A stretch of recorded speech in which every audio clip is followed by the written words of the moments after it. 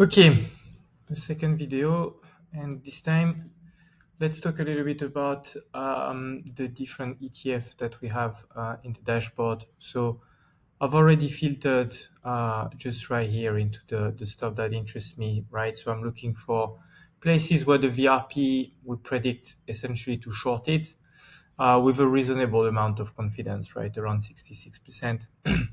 I'm not that much into short dated stuff. Depends on the context, but these days not really. So I'm looking at a place in the term structure that's more going to be around 30 days.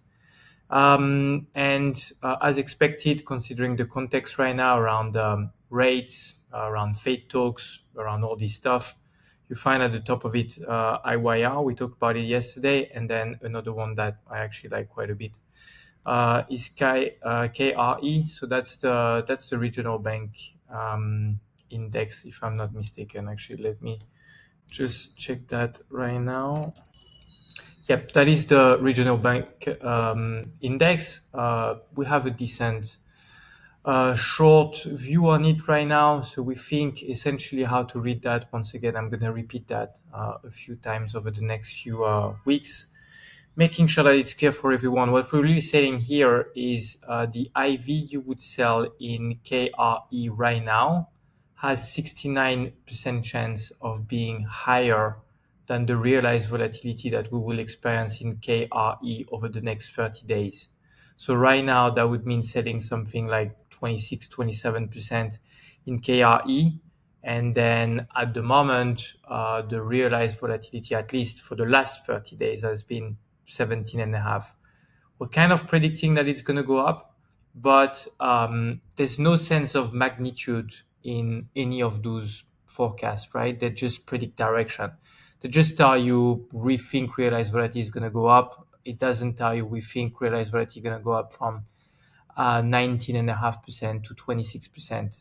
And it's not because you see a very strong probability attached to it, right? 75% in that case, that it means that the likelihood of it jumping around a lot increases. It just means that it's going to increase. It just means that right now, that number 17.5, it's likely that we will be above that over the next 30 days. But having said that, 26.9 right now, that still gives you 7 points VRP. That still gives you a decent bit of margin to try to structure trade inside it. So once again, the number that really matters the most here is this one. We might actually color that column so that it's really impactful for everyone, that this is where you should start. And then those other stuff here that they help you to get a feel for, okay, well, if I'm selling that VRP right now, what exactly is going to happen, right? Like the difference, for instance, between KRE here and MSOS is that here you would be basically selling you would be selling the VRP in an environment where we also expect realized volatility to go down. That's usually setups that are a little bit more comfortable. Usually you're less exposed to like spike that can come out of nowhere, but it's just a probability, right? It doesn't mean it won't happen, but that might be a little bit more comfortable. But then everything comes with a trade-off. If you look into MSOS, for instance, it's quite hard to get decent prices in that product. It doesn't cost much, and unfortunately, there's not a lot of market makers. Prices are not great, or stuff like this to consider. So yeah, KR is one that I like quite a bit on that Friday. I've actually already put a few trades in it. TLT is an interesting one. So obviously same idea than these other three, right? Like ultimately what we're doing is in the context of market waiting for a rate cut, and with NFP being strong enough but bad enough, it's almost for certain now that we will have that rate cut. You should see a bit of a relief coming into TLT, KRE, IYR, even IWM. I think I wrote about IWM last week, shorting vol into that one. All of this stuff that are quite sensitive to rate policies, you're probably going to see, and that's what we're saying for most of them, we're saying that ultimately we think implied volatility is going to go down. That said, after that, you can use these other ones. They help you get a sense of what we think the curve, the volatility surface looks like right now. For most of them, right now, what we're saying is there's a little bit too much call skew, right? So the way to look at the skew and that number, it means that ultimately we think the skew is going to go up. So the skew is basically a measure of the demand for puts versus the demand for calls. We're just saying here that we think basically that calls have been bought a little bit too much, and that you should see people buying a little bit more puts over the next few days or weeks. So in that case, 30 DTs, right? We make a prediction for what's going to happen over the next 2 weeks. Yeah, I should have probably prefaced that. For all of those 4 columns here, that probability that you see here is basically we think that over the next 2 weeks, that number here, 12.7, we think it's going to be higher in 2 weeks than what it is right now. That is valid only for those 4 columns, right? And this one, I repeat it again, we think that the IV right now, so 13.8 for IYR, is going to be higher ultimately than the realized volatility over the next 30 days in IYR. Right now we don't have a lot of information, except that we know that it's at 12.7, and we think over the next 2 weeks it's actually going to go up. So really, if I had to pick, yesterday we picked that one. Again, I'm fairly confident that this one doesn't have a lot of volatility, and with what happened today, it's probably still going to be a good trade. But this one gives you a lot more VRP. That's why it's always important to put stuff in context and not just take probabilities and number and not think around it. At the end of the day, it's a bit of a margin game, and your risk is this one, right? This is your risk, and this is what you're selling. So it's always better to have places where you have a lot of margin, because here you basically don't have a lot of margin for error, right? You have that 1 point VRP between IV at 13.8 and then 12.7. That really doesn't leave you a lot of margin for errors. While here, okay, it's if we're wrong on the forecast or for some reason something happened, you're probably still going to be able to extract something. So always start here, get a feel for the value, right? Is there a lot of meat on the bone or not? And then these two are obviously the one you want to check and put into consideration of one against the other. And then if you really want to get a feel for what we expect is going to happen, you can look into the skew and the slope. But those two are more optional, I would say. They're not number one in the priority in order of things. They don't matter as much, I would say. Okay, so that's for the dashboard. Again, I showed that in the video earlier on. You can come in and then have a few charts in here that will allow you to hopefully get a sense for what has happened historically into that thing. So it looks like we're basically calling short VRP for a big part of the last 3 months in KRE. That's not too surprising. The markets have been extremely quiet. And I would indeed expect that the VRP in KRE was probably pretty present and pretty high, and that was probably something that you could extract quite a bit of money of. If we put it into context, it is stretched, right? Not the most stretched that it's ever been, and with market being quiet this Friday, I wouldn't wait too long to probably put some trades on. And then again, 30 days. Okay, well, actually that's interesting, because right now this is where it's the least stretched. You have at 36 days, you have 4 points. And then at 29, you have 7.9. So actually, this is an interesting case. So the difference between this graph and then when we say here 30 days, there is a little bit of a mismatch, right? This is the difference between fixed volatility. So when we compute all our signals here and anything that's predictive, you need to work with fixed volatility to have a value of volatility every single day, or the skew every single day, right? Here you don't. It's a weekly contract, so you don't have a 29 DT every day. You have a 29 DT once a week, right? Tomorrow, or actually on Monday, that 29 DT is going to become 26 DT, right? So basically, the 30 DT number that you see here, right? If we were looking at IV here, it would show something like 26.94. So this is not IV, right? It's obviously the VRP, but IV is somewhat constant.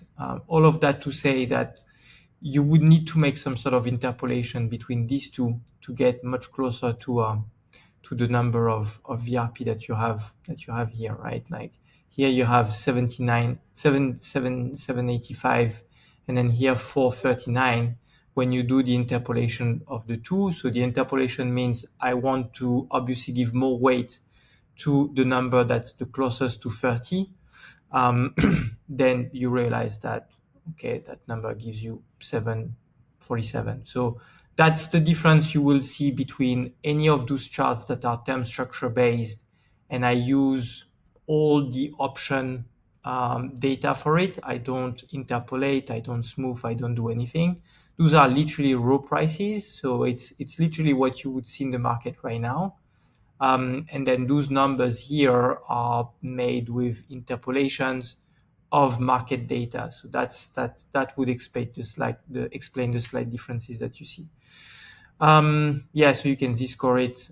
You can see other stuff if you want to get a feel of how you are going to structure the trade. So one of those charts that I use a lot in the newsletter is ultimately the VIX-Q matrix, where basically I'm plotting implied volatility here and then the skew there to try to get a sense for where are the options that are a little bit overpriced, maybe on the put side or on the call side.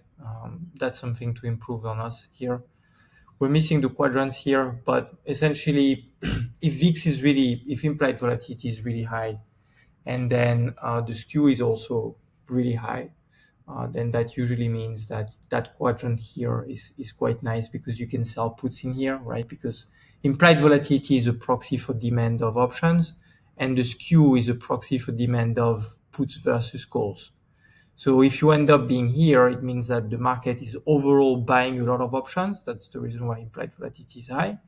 And then it's buying a lot of puts. Here would mean it's buying a lot of calls. Here would mean the opposite. It's not buying a lot of puts, and here it's not buying a lot of calls. So essentially, when you're here, you want to have short put position, short call, long put, and then long calls. Right now, if we here, you probably don't want to do too much. You could justify potentially selling more calls. I'm not even sure that's a good idea. That's a market that doesn't see a lot of risk. When we're in that zone, usually I tend to stay away, right? Like you want to find the places where there is edge, and it's usually at the corners. So, KRE, that's quite nice. Decent bit of VRP. We predict that if we sell some IV right now, we're probably going to be able to extract the market is overpaying. I'm going to quickly show the vol surface because that's another level of granularity that you do not have with the fixed chart that you find in the dashboard. But it works the same way, right? Like at first I take raw data from the market, I clean them a little bit, and then I work with what the implied volatility in the markets are right now. But then the problem with this is you have holes. You have holes, right? Like the market doesn't give you prices for literally everything. And then sometimes also you have few inconsistencies. So what you want to do is to smooth those volatility surfaces. And that's what we do here. Could be reconstructed, smooth, could be a better word. But anyway, you guys have the idea. So that's a nice way of looking at the prices right now. And then once you're here, you're trying to identify where is the market overpaying, right? And once again, to understand where the market is overpaying, you have to look at things with a Z-score view. So overall, that Z-score view is just comparing every single node. So what I call a node is a place where you have a tenor and then a delta, right? So for instance, right now in the tenor 14 DT and then 40 delta calls, that just tells you that implied volatility is a little bit expensive in the sense that I'm computing the Z-score for that specific tenor and only this tenor, right? It's against itself. So I'm taking the raw prices of that tenor, 2661. I'm looking at what it was yesterday and over the last 3 months, and then I Z-score it. And now basically that looks like a curve that's mildly lifted, not crazy lifted, maybe a little bit here, but it's interesting, right? Because you look into this kind of stuff right before getting into the number, and you're like, maybe the market is not that scared of what's ahead of us. But yeah, like you compare this to right before earnings, for instance, and you would see something much crazier. Actually, I was talking about Adobe in the morning. Let's compare it with Adobe that has earnings, and as you guys can see, it's obviously earnings are in 7 days, so you see a lot of that distortion right here, right now at that moment. And here that tells you, okay, do I want to play earnings on that stuff, or do I want to avoid that part of the curve right now and probably find some places where if I have to delta hedge, I will be able to delta hedge and probably extract some premium out of that stuff, because it looks like it is quite juicy at the moment. So if you switch the toggle to VRP, for instance, and that's what we were looking in the morning, I mean, this is nice, right? 26-point VRP in a product. That's something you want to consider, but you don't want to do it like a noob. If you go here, you have maximum gamma risk, you have earnings in 7 days. The stock can take 5-10% in one day. You can lose 5-10% in one day. Those moves are almost impossible to hedge in that area. But if you are more reasonable and you consider something much further where it's much smoother, right? Even 2 months out, you're probably going to be able to delta hedge and extract 5-10 points of Vega here. So yeah, if I had to put, I personally don't like stocks. It's always a headache. There's always something coming up and you forget, and I don't, that they're not my favorite. I do them once in a while, but they're not my favorite. I'm much more active in ETFs and stuff like this. But yeah, like I wouldn't go there, or here I would just go full earnings, but I wouldn't do that. I would go here and say like, hey, look, 20 points margin. That is more stretched than it's been over the last 3 months. That is something we want to consider. Is there something happening around here? I'm not sure what that is and why that region of the curve is actually slightly more beat than the rest. But that's a place where you probably want to put your trade in Adobe. But back to KRE, same idea, right? Ultimately, we look for a place where it would be quite nice to put our trade. So we had the signal at around 30 days. I think as long as you don't go above 42, like it's reasonable to be somewhere between 28 and 42.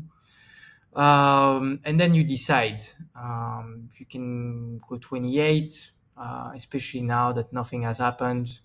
That's probably a better decision. You get closer to the expiration. You get obviously more theta. you still sell something expensive that looks like a good idea. If you don't want to spend your evenings potentially delta hedging or doing stuff with it, again, like come around here, it's still good enough, right?